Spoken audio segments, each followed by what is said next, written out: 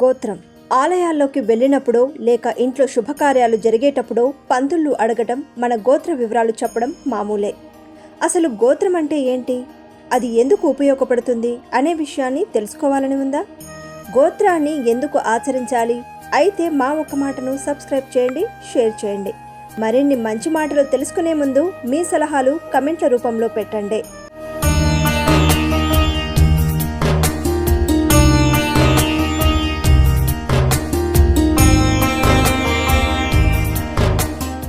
సనాతన ధర్మంలో గోత్రం అనేది వ్యక్తిని అతని మూల వంశంతో అనుసంధానించే ఒక ముఖ్యమైన గుర్తింపు.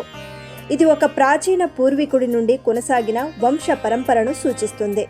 భారతీయ సమాజం ఆదికాలం నుంచే కుటుంబ వ్యవస్థను, సాంప్రదాయాలను, ఆచారాలను క్రమబద్ధంగా కొనసాగించేందుకు గోత్ర వ్యవస్థను ఒక ఆధారంగా స్వీకరించింది. దాన్ని మనం ఆచరిస్తున్నాం. తల్లిదండ్రులు తమ ముందు తరాలకు గోత్రనామాలు తెలపడం అత్యంత కీలకం.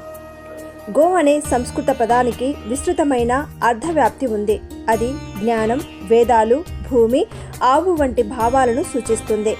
ఈ నేపథ్యంలో గోత్రం అనేది కేవలం రక్త సంబంధానికి మాత్రమే పరిమితం కాకుండా తరతరాలుగా ప్రవహించిన జ్ఞాన వారసత్వాన్ని ప్రతిబింబించే భావనగా గుర్తిస్తారు. అందువల్ల గోత్రాన్ని ఒక ఆధ్యాత్మిక పరంపరగా కూడా పరిగణిస్తారు.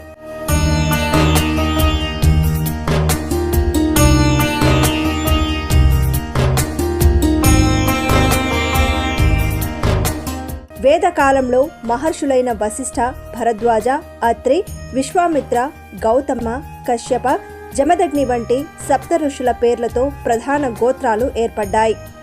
వీరే అనేక వంశాలకు ఆది గురువులుగా భావించబడ్డారు. ప్రతి గోత్రం ఒక నిర్దిష్ట ఋషి ద్వారా ప్రసరించిన పరంపరను సూచించడంతో వ్యక్తి ఏ ఋషి సాంప్రదాయానికి చెందినవాడో గోత్రం ద్వారా తెలుసుకోవచ్చు. సమయం గడిచే కొద్దీ సమాజం విస్తరించడంతో పాటు కొత్త వంశాలు ఏర్పడ్డాయి. ప్రముఖ పూర్వీకులు, రాజవంశాధిపతులు, సమాజానికి దారి చూపిన నాయకుల పేర్లతో ఉపగోత్రాలు ఏర్పడటం ద్వారా గోత్ర వ్యవస్థ మరింత విస్తృత రూపాన్ని సంతరించుకుంది.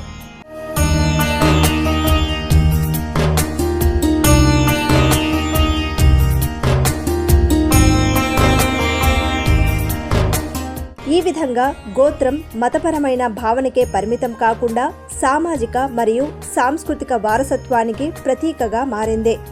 హిందూ సాంప్రదాయ జీవన విధానంలో గోత్రానికి ప్రత్యేక స్థానం ఉంది. వివాహాల్లో ఒకే గోత్రానికి చెందిన వ్యక్తుల మధ్య సంబంధాన్ని నివారించాలనే ఆచారం సనాతన ధర్మం తెలుపుతుంది. అందుకే సంబంధాలు చూసే ముందు గోత్రానికి అధిక ప్రాధాన్యత ఇస్తారు.